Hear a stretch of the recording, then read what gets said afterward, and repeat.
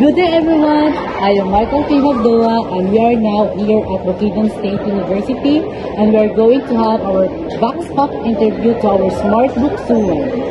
And we're going to ask what is the major social issues in Malaybalay City and why.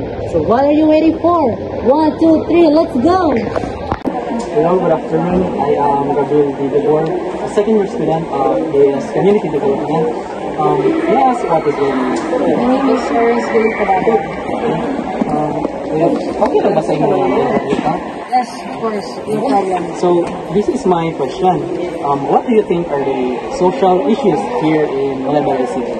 I think the current social issue here in the Malaybalay is flooding. So a lot of communities still suffer flooding because of walay proper drainage or walay kaagyanan sa tubig, and also naaman but ang water drainage nila is hubaw. So mostly here kay mao siya ang problema, labi na pagkusog kay ang ulan. So daghan og communities naga-suffer sa inana na kaning problema. And for you, what do you think are the solution for that issue?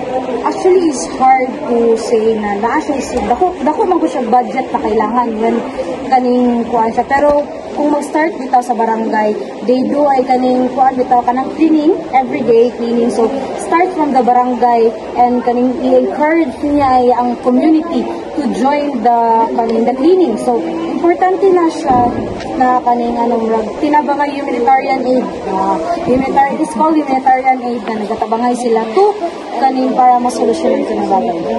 Okay, that's all. Thank you very much. Thank you. Hi ma'am, good afternoon. I am Michael P. Magdoa from the Youth Development Department.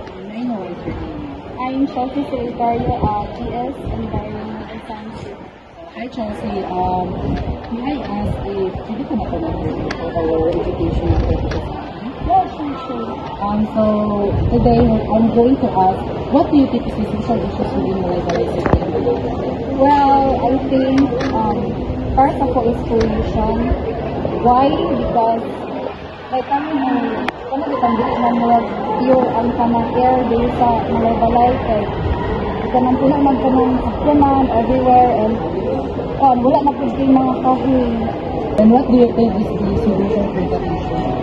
Ako think kasi we should plant more trees kay para mo balik ang kanang Malaybalay sa unang.